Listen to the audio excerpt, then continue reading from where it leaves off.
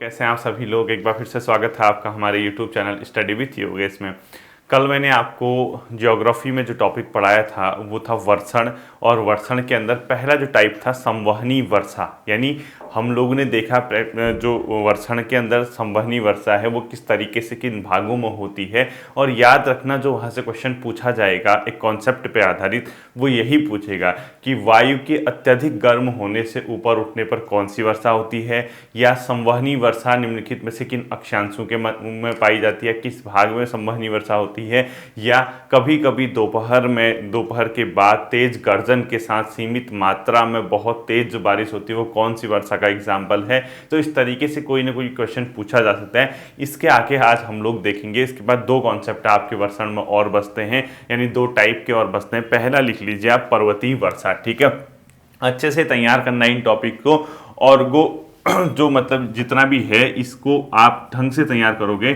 पर्वतीय वर्षा तो आपके क्वेश्चन कभी गलत नहीं होंगे। ठीक है, जितना भी मैं बताऊंगा पर्वतीय वर्षा। अब देखिए, जैसे हम लोगों ने देखा बच्चों, ये पर्वतीय संवहनी है, तो पर्वतीय वर्षा के अंदर आप लोगों ने कैसे इस चीज को कंप्लीट करना है, तो ये सब के सब बहुत इजीली आप लोग समझ सकते हैं। कैसे, देखिए पर्वतीय वर्षा, जैसे सपोज ये अपने आप में क्या है, पहले समझना है फिर लिख लोगे। ठीक है, ये समुद्र का इलाका है। ठीक है, ये हो गया सरफेस, समुद्र से लगी हुई सतह, मतलब जो स्थल खंड है।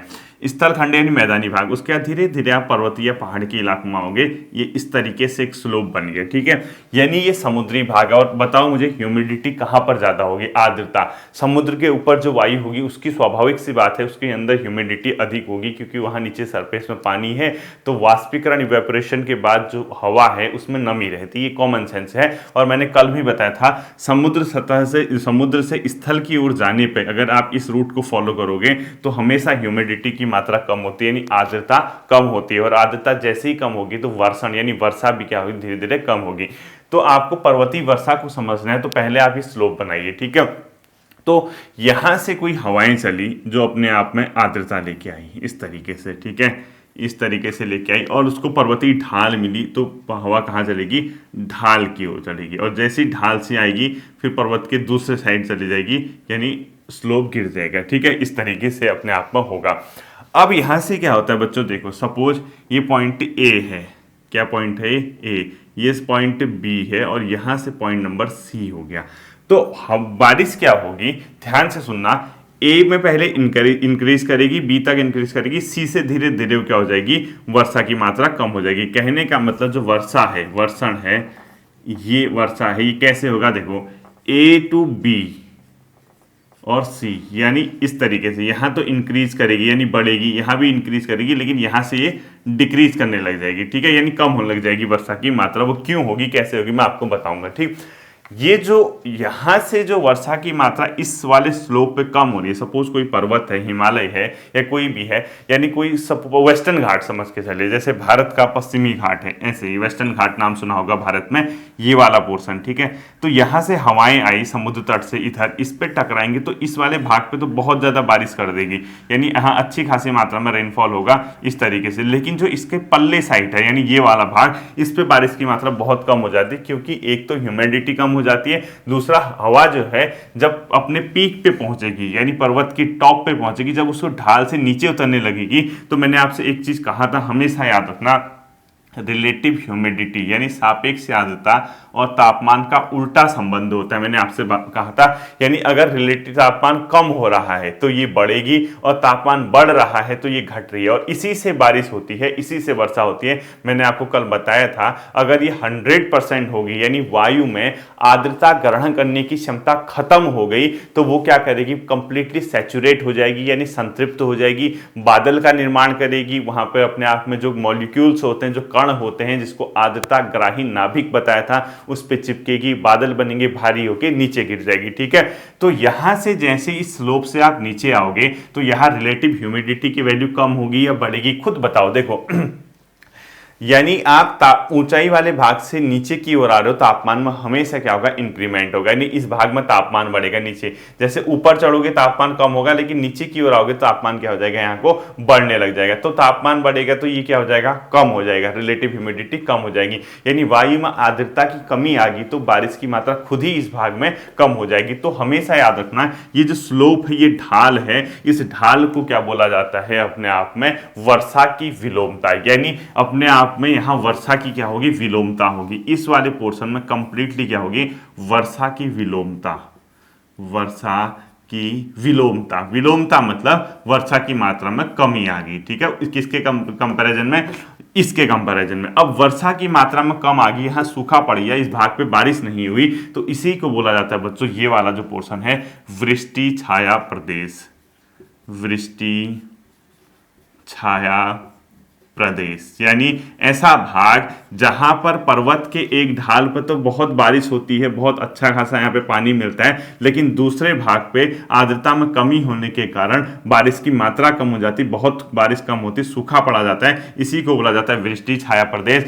यदि ये वृष्टि छाया प्रदेश में 25 सेंटीमीटर से कम बारिश होती है तो इसको बोला जाता है वृष्टि छाया मरुस्थल, शैडो, ठीक है, मरुस्थल। अब कैसे इसको एग्जांपल समझना है प्रैक्टिकली, इंडिया का जो वेस्टर्न घाट है, ये वाला पोर्शन, ठीक है, भारत का, तो जो यहां से अरब सागर से हवाएं आती हैं, नमी लेके आती हैं, तो इस भाग पे टकराने के बाद यहां तो अच्छी खासी मात्रा में बरसात करती हैं, लेकिन ये वेस्टर्न घाट के जब पश्चिमी ढाल पे जब ये हवाएं पहुंचती हैं, बारिश की मात्रा वहां खत्म हो जाती है, तो ये कंप्लीट इलाका मरुस्थली इलाका है यहाँ पर, ठीक है। वेस्टर्न घाट का जो पूर्वी भाग है, सपोज ये वेस्टर्न घाट है, इसका जो पूर्वी भाग है ये मरुस्थली इलाका है, और यहाँ पर बारिश की मात्रा बहुत कम होती है, इसीलिए आपने सुना होगा पूर्व जो पश्चिमी घाट है उसका जो पूर्वी ढाल है उसको वृष्टि छाया प्रदेश के नाम से संबोधित किया जाता है, वो समझा जाता है, ठीक है। तो आपको ये समझ आ गया होगा कि वृष्टि वर्षा की विलोमता क्या होती है, क्योंकि ह्यूमिडिटी खत्म होगी तो इस साइड से बारिश ज्यादा होगी, यहाँ कमी आ जाएगी। और वृष्टि छाया प्रदेश क्या होता है, पर्वत के एक ढाल पे अच्छी खासी वर्षा होती है, दूसरे ढाल पे वर्षा में कमी आती है, तो उसको वृष्टि छाया प्रदेश बन जाता है वहाँ। और ये 25 सेंटीमीटर से कम अगर वर्षा होती है तो इसी को क्या बोला जाता है, वृष्टि छाया मरुस्थल बोला जाता है, ठीक है। ये आपके सबके सबसे क्या होते हैं, चीज समझने वाली चीज होती है, बहुत इजीली आप लोग इसको क्या कर सकते हो, समझ सकते हो। अब आपने इसके आगे देखना कि कैसे काम करते हैं, देखना। अब सिंपल सी बात है, पर्वतीय वर्षा किसको कहते हैं, तो ध्यान रखना, पर्वतीय ढाल पर आर्द्र वायु के आरोहण से होने वाली, तो अगर आपसे क्वेश्चन पूछता है पर्वतीय वर्षा क्या है, तो लिख लीजिए, पॉइंट वाइज लिखना, ठीक है। पर्वतीय ढाल पर, पूरा लिखना, पर्वतीय ढाल पर आर्द्र वायु के, यानी ह्यूमिडिटी है जिसमें, ठीक है, आर्द्र वायु के आरोहण से, आरोहण मतलब ऊपर चढ़ना, ठीक है, आरोहण से होने वाली वर्षा को, से होने वाली वर्षा को पर्वतीय वर्षा कहा जाता है, से होने वाली वर्षा को पर्वतीय वर्षा कहा जाता है। देखिए ये है, यानी पर्वतीय ढाल पर ये जो ढाल है वह आर्द्र वायु के आरोहण, हवा चढ़ रही है, क्यों आर्द्र है, ह्यूमिडिटी समुद्री भाग से आई है, नमी लेके आई है, ये चढ़ रही है, इसके कारण जो इन भागों पे बारिश होती है ये होती है, इसी को बोला जाता है बच्चों पर्वतीय वर्षा, ठीक है। यानी ये अपने आप में क्या कहलाती है, पर्वतीय वर्षा कहलाती है, ये आरोहण से होता है। और इसके लिए हमेशा याद रखना, अनुकूल कंडीशन कब बनेगी, यानी बारिश होने के लिए बेहतर कंडीशन कब बनेगी, जब ये जो ढाल है यानी ये समुद्र के पैरेलल होगा, समानांतर। आपने देखा होगा ना, जैसे समुद्री भाग है, जैसे आप इसमें तो दिखा नहीं सकता हूं, 3 डायमेंशनल है, 3D है, तो जैसे समुद्र का एक भाग है उसी के पैरेलल कोई पर्वत है, हवा आई, नमी लाके उस पर्वत पे टकरा गई, टकराने के बाद जो वहां पर बरसात होगी, अब वो पूरा कॉन्सेप्ट तो मैं आपको बता चुका हूं, क्योंकि हवा ऊपर की ओर चढ़ेगी, ऊपर चढ़ेगी तो तापमान में कमी, तापमान में क्या की कमी आएगी, तापमान में कमी आएगी तो रिलेटिव ह्यूमिडिटी, सापेक्ष आर्द्रता बढ़ेगी, और एक ऐसी कंडीशन आएगी तो हवा की आर्द्रता 100% हो जाएगी और उसमें नमी धारण करने की क्षमता खत्म हो जाएगी। जिस तापमान पे हवा 100% सैचुरेट होगी या संतृप्त होगी उसको ओशांक बिंदु बोला जाता है। यदि ओशांक बिंदु की वैल्यू 0 डिग्री से कम है तो हिमवर्षा होगी, यदि ओशांक बिंदु की वैल्यू 0 डिग्री टेम्परेचर से अधिक है तो वर्षा होगी। और कभी कभी क्या होता है, ठंडे इलाकों से मतलब जो ठंडे से गर्म की ओर जाए, गर्म की ओर ठंडे से हवाएं आए तो हिममिश्रित वर्षा, यानी हिमवर्षा प्लस नॉर्मल वर्षा के रूप में भी आपने देखा होगा, ठीक है। तो आर्द्र वायु के आरोहण से होने वाली वर्षा को क्या कहा जाता है, पर्वतीय वर्षा कहा जाता है। और ये कहां पर होता है, पर्वतीय ढाल पर। इसके लिए अनुकूल कंडीशन कब बनती है, देखना, पर्वतों के जो समुद्रवर्ती ढाल हैं जो तट के समानांतर हैं, यानी जो पर्वत है इस समुद्रवर्ती ढाल यानी समुद्र की ओर जो ढाल है और इसी के पैरेलल होगा, ये इसी के समानांतर होगा। ठीक है, तो लिखो पर्वतीय वर्षा के लिए अनुकूल कंडीशन कब होगी। ठीक है, लिखो पर्वतीय वर्षा के लिए अनुकूल स्थिति, पर्वतीय वर्षा के लिए अनुकूल स्थिति डैश डैश करके लिखो, इसमें लिखना है। ठीक है, पर्वतों के समुद्रवर्ती ढाल जो तट के समानांतर हो, पर्वतों के समुद्रवर्ती ढाल, पर्वतों के अभी समझाऊंगा। ठीक है, समुद्रवर्ती ढाल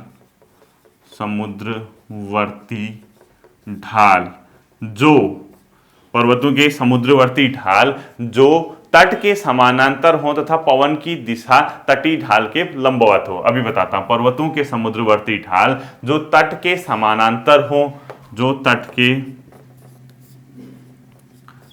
के समानांतर हो तथा पवन की दिशा, क्या लिखोगे, पवन की दिशा तटीय ढाल के लंबवत हो, तथा पवन की दिशा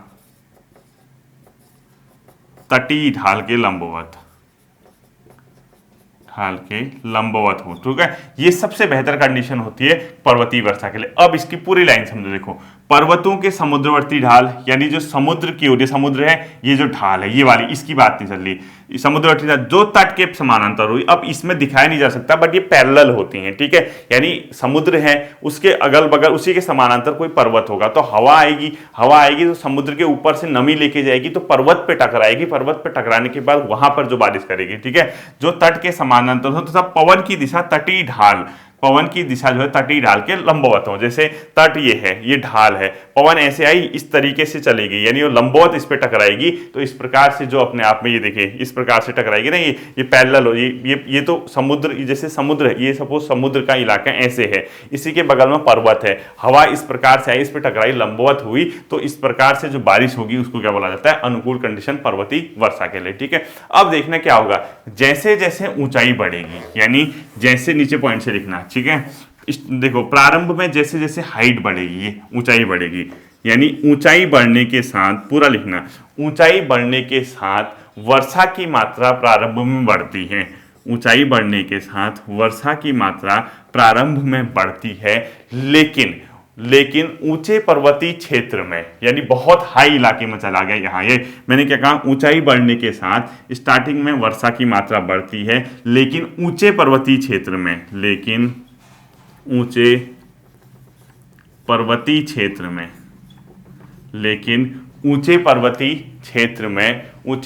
क्षेत्र में वायु की आर्द्रता में कमी आ जाएगी। अब जैसे जैसे हवा ज्यादा ट्रेवल करेगी उसकी ह्यूमिडिटी क्या हो जाएगी, कम हो जाएगी, वायु की आर्द्रता में क्या आ जाएगी, कमी आ जाएगी। क्यों? क्योंकि समुद्र से जितना वो ट्रेवल करेगी जैसे जैसे हाइट में जाएगी ह्यूमिडिटी कम हो जाएगी। एक तो ये फैक्टर है, दूसरा क्या है, तापमान ऊपर की ओर जाने में क्या हो जाएगा, कम हो जाएगा। आर्द्रता क्या होनी चाहिए, बढ़नी चाहिए। लेकिन ये हवा जो है, ये हवा तो यहाँ से ह्यूमिडिटी लेके आ रही ना, यहाँ से ह्यूमिडिटी, तो ये ह्यूमिडिटी खुद ही अपने आप में क्या हो जाएगी, इसकी कम हो जाएगी, वो ज्यादा ट्रेवल करेगी। एक और दूसरा, पहले ही उसने पानी फेंक दिया है, यहाँ पानी फेंक दिया तो कहाँ ह्यूमिडिटी रहेगी। ठीक है, इसमें तापमान वाला कॉन्सेप्ट मत लगाना। यानी ऊंचे पर्वतीय क्षेत्र में वायु की आर्द्रता में क्या आ जाती है, कमी आ जाती है, और आर्द्रता में जैसे ही कमी आएगी तो वर्षा की मात्रा भी कम हो जाएगी। देखो, वायु की आर्द्रता में कमी आती है तो वर्षा की मात्रा क्या हो जाएगी, कम हो जाएगी। अब यहां से वर्षा की मात्रा क्या हो जाएगी, कम हो जाएगी, जिसे वर्षा की विलोमता या व्युत्क्रमण कहा जाता है, जिसे वर्षा की विलोमता ऑब्लिक व्युत्क्रमण कहा जाता है। ठीक है, अब देखिए आपने इतना पढ़ा, इतना पढ़ने के बाद जैसे आपको सब सिंपल सी बात है, सर आप इससे क्वेश्चन क्या आएगा, देखिए पर्वतीय वर्षा से क्वेश्चन कुछ नहीं आने वाला। आपको सिर्फ ये पॉइंट याद रखना है कि वृष्टि छाया प्रदेश कहाँ बनते हैं। आप बताओगे पर्वतों के एक साइड जहाँ बारिश होती है उसके पल्ले साइड जो ढाल होती है वहाँ वर्षा की मात्रा कम होती है, वहीं वृष्टि छाया प्रदेश बनते हैं। दूसरा क्वेश्चन, कितने 25 लिखा था मैंने, ठीक है, कितने सेंटीमीटर से कम वर्षा होने पर वृष्टि छाया मरुस्थल का निर्माण होता है। 25 सेंटीमीटर से कम होने पर वृष्टि छाया मरुस्थल का निर्माण होता है। ठीक है, तो ये आपका क्या हो गया, मतलब ये वर्षा की विलोमता से संबंधित कॉन्सेप्ट हो गया। अब देखना, जो स्थलमुखी ढाल है, यानी स्थल की ओर, क्योंकि ये समुद्र होगा, इसके एक साइड पर्वत होगा, दूसरी साइड पे समुद्र होगा, तो बहुत कम होगा, यहाँ स्थल होगा। ठीक है, जैसे ही स्थलमुखी ढाल है, यानी जो स्थल की ओर जा रही है, तो आपको अगला पॉइंट यहां से लिखना है, इसमें पॉइंट लिखना, स्थलमुखी ढाल की ओर वायु का अवरोहण होने से, स्थलमुखी ढाल अभी बताता हूं, ठीक है, स्थल की ओर, स्थलमुखी ढाल पर वायु के अवरोहण होने से, वायु नीचे आ रही है, ठीक है, वायु के अवरोहण होने से वायु क्या होगी, यहां से स्थलमुखी अवरोहित हो रही, नीचे की ओर आ रही। अब जब कभी हवा नीचे की ओर आएगी, वो फैलेगी कि या कंप्रेस्ड होगी, खुद बताइए। बिल्कुल कंप्रेस्ड होगी, संकुचित होगी ना, वो एक मिल जाएगी। तो क्या लिखोगे, स्थलमुखी ढाल पर वायु के अवरोहण होने से वायु के संकुचन के कारण, वायु के संकुचन के कारण, अब जैसी हवा क्या होगी, संकुचित होगी, यानी वायु क्या होगी, संकुचित होगी, तो वर्षा की मात्रा के लिए प्रतिकूल दशाएं उत्पन्न होती हैं। तो लिखो, वर्षा हेतु प्रतिकूल दशाएं उत्पन्न होती हैं, यानी वर्षा नहीं होगी, ठीक है, दशाएं उत्पन्न होती हैं। इसीलिए इस भाग में क्या होता है, वर्षा की मात्रा कम होती है और वृष्टि छाया प्रदेश का निर्माण होता है। और जैसे ही वर्षा के लिए प्रतिकूल दशाएं उत्पन्न होगी, तो इसको बोला जाएगा वृष्टि छाया क्षेत्र। ठीक है, इस ऐसे भाग को वृष्टि छाया, तब वृष्टि छाया क्षेत्र का निर्माण होता है, वृष्टि छाया क्षेत्र, छाया क्षेत्र का क्या होता है, निर्माण होता है। तथा यदि वर्षा की मात्रा 25 सेंटीमीटर से कम है, यदि वर्षा की मात्रा 25 सेंटीमीटर से कम है, तब वृष्टि छाया मरुस्थल का निर्माण होता है, वृष्टि छाया मरुस्थल बन जाएगा वहां। ठीक है, मरुस्थल का निर्माण होता है। ये आपको बहुत इजीली आपको क्या होगा समझ आएगा। तो कुछ नहीं है पर्वतीय वर्षा। पर्वतीय वर्षा क्या है, समुद्र तट से आने वाली हवाएं पर्वत के ऊपर टकराती हैं, टकराने से एक भाग पे जो बारिश होती है उसको बोला जाता है क्या, पर्वतीय वर्षा। दूसरे साइड पे जो, क्योंकि ह्यूमिडिटी कम हो गई, आर्द्रता कम हो गई है, तो वहां पर बारिश की मात्रा कम हो जाती है, तो उसको बोला जाता है वृष्टि छाया प्रदेश। अब कंप्लीटली एक मिनट में समझो क्या है। कुछ नहीं है, हवाएं आई इस तरीके से, इस तरीके से हवाएं, ये पर्वत है, यहाँ से टकराई, यूं चढ़ी। ठीक है, चढ़ने के बाद एक ऐसा पॉइंट आ जाएगा, हवाओं को फैलने के लिए स्पेस नहीं मिलेगा, ह्यूमिडिटी 100% हो जाएगी, तो यहाँ इसने क्या कर दी, बारिश कर दी। इसी को बोला जाता है पर्वतीय प्रदेश। जब ये हवा आगे बढ़ेगी, क्योंकि इसने सारा पानी फेंक दिया, यहाँ से इसने ढाल उतरना है, ढाल उतरना है, पानी है नहीं, तो कंप्रेस्ड हो जाएगी, संकुचित हो जाएगी। संकुचित होगी तो तापमान बढ़ेगा, रिलेटिव ह्यूमिडिटी क्या हो जाएगी, कम हो जाएगी। कम होते ही बारिश की मात्रा के लिए प्रतिकूल दशाएं बना देगी, जिसके लिए वृष्टि छाया प्रदेश या वृष्टि छाया मरुस्थल का निर्माण होता है। ठीक है, और अंतिम जो बारिश आती है, इसको जो बोला जाता है, उसको बोला जाता है फ्रंटल प्रेसिपिटेशन। ठीक है, फ्रंटल यानी वाताग्री वर्षा, वाताग्री वर्षा, फ्रंटल, फ्रंटल पीपीटी लिख दिया। ठीक है, प्रेसिपिटेशन समझ जाना, फ्रंटल यानी वाताग्री वर्षा, जो कि थर्ड टाइप का है, ये हमने देखना है। अब इसको क्या करना है, ये जो है वाताग्री वर्षा, ये कैसे होता है, सबसे पहले आपको समझने में थोड़ी सी इसमें प्रॉब्लम हो सकती है। आपको यहाँ से वनडे एग्जाम में क्वेश्चन देखने को मिल सकता है। कैसे मिलेगा मैं आपको बताता हूँ। सबसे पहले एक टॉपिक होता है फ्रंटल, क्या होता है, वाताग्री। ये अलग सा टॉपिक है, ये यहाँ पे नहीं पढ़ाऊंगा क्योंकि फिर लेंथी चला जाएगा, वर्षा वाला चैप्टर नहीं समझ जाएंगे। ठीक है, सिंपल सी बात है बच्चों, वाताग्र क्या होता है, देखिए, जब दो विभिन्न वायु राशियां यानी एयर, हवाएं जो विभिन्न है, किस मामले में, टेम्परेचर, ह्यूमिडिटी, चाहे वो एक गर्म हो एक ठंडी हो, वो जब आपस में मिलती हैं, मिलने से उनके जो बाउंड्री होती है, वहां पे एक चीज का निर्माण होता है, जिसको वाताग्र बोला जाता है। ठीक है, वाताग्र उन दोनों का एक संक्रमण क्षेत्र है, जो मतलब दोनों के मिक्सचर से बनता है वायु राशियों के।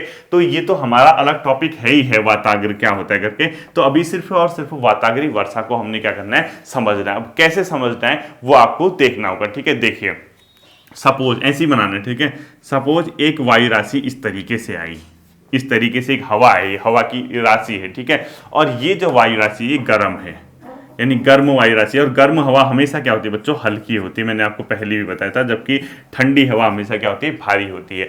अब ये वाताग्र जो है, ये दूसरी वायु राशि से मिली, जो कि इसके कंपैरिजन में ठंडी थी। सपोज एक ये वायु राशि है इस तरीके से। ठीक है, ये वाली क्या है, ठंडी है, ये वाली वायु राशि जो है ठंडी है, इस वाली को क्या बोलेंगे, ठंडी वायु राशि, ये वाली। ठीक है, ये ठंडी है तो ये गर्म है, तो हल्की, ठंडी वाली क्या होगी, भारी होगी। जब ये दोनों वायु राशियां आपस में मिली, उसके बाद क्या होता है वो देखना। ठीक है। तो यहां से गर्म हवा आई और ये किसी ठंडी हवा के क्षेत्र में, ये प्रैक्टिकली बताऊंगा अभी, ठीक है, थोड़ा संयम रखना। गर्म हवा हल्की होती है, ठंडी हवा भारी होती है। तो जब गर्म हवा ठंडी हवा के क्षेत्र में आई, दोनों हवाएं आपस में मिली, तो वहां पर जिस चीज का निर्माण होता है, फ्रंटल यानी वाताग्र का निर्माण होता है। और कभी जब गर्म हवा ठंडी हवा के क्षेत्र में प्रवेश करती है तो उस वाताग्र को बोला जाता है उष्ण वाताग्र। क्या बोला जाता है? उष्ण वाताग्र। ठीक है, अभी थोड़ा सा संयम रखना। इस केस में क्या होगा, गर्म हवा जो ठंडी हवा क्योंकि भारी है वो नीचे बैठेगी, गर्म हवा क्या उठ जाएगी? ऊपर उठ जाएगी। और जब हवाएं ऊपर उठती हैं तो वहां पे क्या होती है? बारिश होती है। मैंने आपको बताया है कि हवा के ऊपर उठने से उसमें ह्यूमिडिटी होगी, ह्यूमिडिटी होगी तो तभी तो बरसात होगी ना। तो इस केस में यहां पर गर्म हवा ऊपर उठी, ठंडी हवा भारी है नीचे बैठी, तो गर्म हवा के ऊपर उठने से अगर कोई बारिश होती है तो उसको वाताग्रीय वर्षा यहां पर बोला जाएगा। या ऐसा भी हो सकता है बच्चों, सेकंड कंडीशन, ये पहली कंडीशन। सेकंड कंडीशन क्या हो सकता है, अगर ठंडी हवा, वो वहां गर्म आ रही थी, ये ठंडी है, ठीक है, और ठंडी क्या होगी? हमेशा भारी होगी। ठंडी हवा किसी ऐसे क्षेत्र में जहां गर्म हवा का प्रभाव है वहां पर पड़ती है, यानी ये सपोज इस तरीके से गर्म हवा का क्षेत्र ये वाला, ठीक है, यहां पर पड़ी तो गर्म हवा, ठंडी हवा जो है भारी है, इसके क्षेत्र में आई तो इस जो कारण है यहां पर बनेगा शीत वाताग्र। मैंने पहले कहा कि वाताग्र टॉपिक अलग है, अभी सिर्फ वाताग्र, हमने वाताग्रीय वर्षा पढ़नी है। हमने ये देखना है कि इनमें से एक हवा ऊपर उठेगी जिसमें ह्यूमिडिटी होगी और वो नीचे पानी फेंक देगा, और ऐसी वर्षा को क्या बोला जाता है? वाताग्रीय वर्षा। सिंपल ही समझना है। और वाताग्र क्या है? दो विभिन्न वायु राशियों के मिलने से वहां पर वाताग्र का निर्माण होता है। उसमें टेम्परेचर का, ह्यूमिडिटी का ये डिफरेंस रहता है, ठीक है, उनका जो संक्रमण क्षेत्र है। तो अभी सिर्फ आपको ये समझना है कि ठंडी और भारी हवा शीत वाताग्र का निर्माण करेगी जब वो किस क्षेत्र में जाएगी? गर्म क्षेत्र में। ये है गर्म हवा क्षेत्र, और गर्म हवा हमेशा क्या होती है? हल्की होती है। बहुत बार बढ़ा है, ठीक है। अब आप कहोगे सर चलो वाताग्र समझ गए कि यार हल्की हवा, गर्म हवा ऊपर उठी, ठंडी नीचे दबी, तो ऊपर से जो बारिश होगी तो वहां पर क्या हो जाएगा? एक प्रकार से बारिश, मतलब जो वाताग्रीय वर्षा का निर्माण हो जाएगा। और इन दोनों क्षेत्रों में लो प्रेशर का निर्माण होगा, यानी निम्न वायुदाब क्षेत्र। क्यों? हवा ऊपर उठेगी, यहाँ भी ठंडी हवा ने गर्म हवा को ऊपर कर दिया, यहाँ पे भी लो प्रेशर का निर्माण होगा, ठीक है। अब इसको समझना है प्रैक्टिकली। कैसे समझे? देखिए वास्तव में क्या होता है। मैंने आपको एक डायग्राम बताया था बच्चों, अगर आपको यहां दिख रहा होगा, ये बहुत बार मैंने आपको पढ़ाया इस तरीके से, ठीक है, यानी जो गोला है, यहां बना देता हूं, देखिए ये फिर नहीं बनेगा, ठीक है, क्योंकि स्पेस की यहां पर कमी है, तो फिर भी एक कोशिश और कर लेते हैं जितना भी बना। देखिए ये मैंने आपको क्या बताया था? 0 डिग्री पहले बताया होगा, 30 डिग्री, 30 डिग्री, और ये 60 और ये 90, ठीक है, यहाँ पर ये।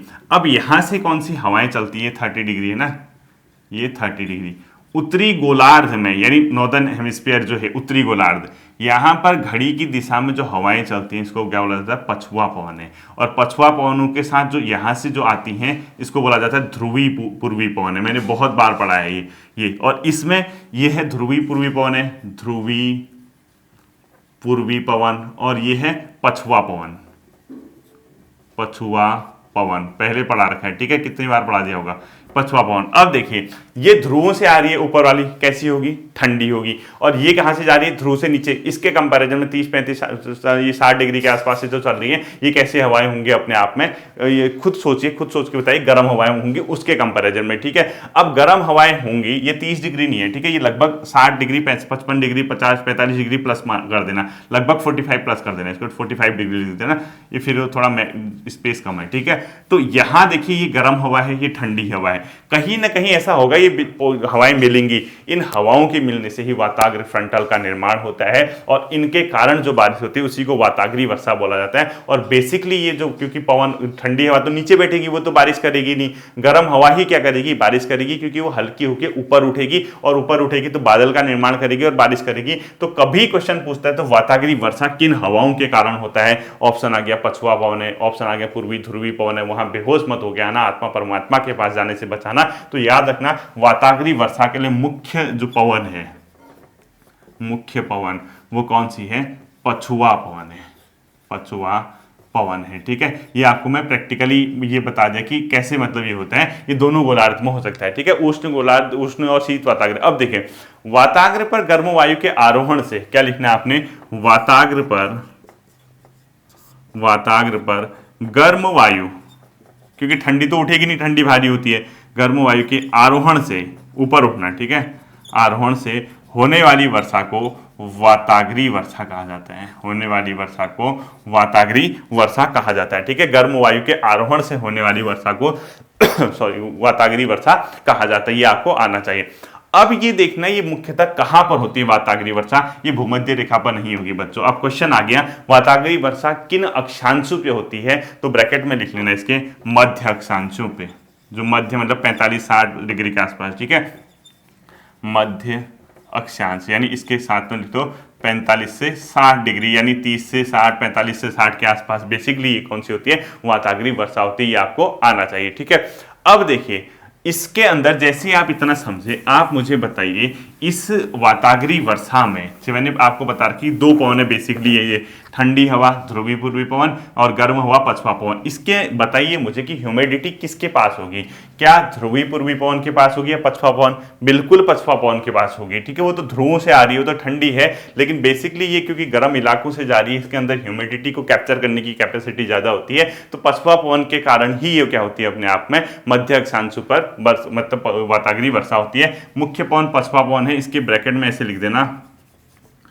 मध्य अक्षांश पर पछुआ व ध्रुवी पूर्वी पवन के मिलन से, ध्रुवी पूर्वी पवन से ये क्या होती है बेसिकली वर्षा होती है, और इसमें पछुआ पवन का क्या रहता है, मुख्य रोल रहता है। अब मुझे बताना जो पछुआ पवन है मैंने आपको बताया था, इसमें क्या होता है बच्चों, जलवाष्प की मात्रा अधिक होती है, तो वाताग्री वर्षा मुख्यतः क्या होती है पछुआ पवन से होती है। इसमें जैसे आपने मुख्य पवन लिखा ना पछुआ पवन, उसी के ब्रैकेट में लिखो क्योंकि इनमें यानी कि इसमें पछुआ पवन में जलवाष्प ह्यूमिडिटी अधिक होता है, जलवाष्प अधिक है, जलवाष्प की मात्रा इनमें क्या होती है, ज्यादा होती है, इसीलिए इन्हीं के कारण ये होती है। अब याद रखना एक चीज, देखिए मैंने क्या कहा, जैसे हमने मैप में दिखाया था आपको एक बार बहुत पहले जब पढ़ाया था मैंने आपको, ये 0 डिग्री यहाँ कहीं से। ठीक है, जो पछुआ पवनें होती हैं वो उत्तरी गोलार्ध में घड़ी की दिशा के कैसे चलती हैं, समानांतर घड़ी की दिशा की में चलती हैं, यानी इसके ऐसे डायरेक्शन। ये कौन सा पोर्शन होगा, वेस्टर्न की ईस्टर्न, खुद बताइए, इधर को वेस्ट होगा ना, इसकी डायरेक्शन देखो वेस्ट टू ईस्ट जा रही है, तो वेस्ट टू ईस्ट जा रही है यानी पछुआ पवन की दिशा जो है वेस्ट से ईस्ट जा रही है। और मैंने आपको कल एक चीज बताई थी, जब आप पश्चिम से पूर्व की ओर जाएंगे, समुद्र तट से पूर्व की ओर, क्योंकि इसको ट्रेवल कहां से करना है, वेस्ट से ईस्टर्न की ओर जाना है, तो इसके जो ट्रेवल जो डिस्टेंस है, डिस्टेंस बढ़ने के साथ साथ इसकी ह्यूमिडिटी कम होगी कि नहीं होगी, बिल्कुल होगी। यानी इस पोर्शन पे जहां से शुरू कर रहा है वहां आर्द्रता ज्यादा, फिर आगे आगे आगे जाके कम होती है। यानी पछुआ पवन महाद्वीपों के पश्चिमी भाग से पूर्वी भाग की ओर जाती है, तो इसके अंदर जो जलवाष्प की मात्रा है वो पश्चिमी भाग पे ज्यादा होगी in comparison to eastern portion, और तो पश्चिमी भाग पे ही ये ज्यादा क्या करेंगी, वो हवा मतलब हवा क्योंकि वो ह्यूमिडिटी है बरसात करेंगी, पूर्वी भाग की ओर जाते जाते इसकी बारिश की मात्रा कम हो जाएगी। ठीक है, नीचे लिखना है महाद्वीप, इसलिए महाद्वीप के पश्चिमी भाग पर वाताग्री वर्षा अधिक तथा पूर्वी भाग पर कम होती है। लिखो महाद्वीपों के पॉइंट बना के लिखना, महाद्वीपों के पश्चिमी भाग पर वाताग्री वर्षा अधिक तथा पूर्वी पर कम। ऐसा क्यों?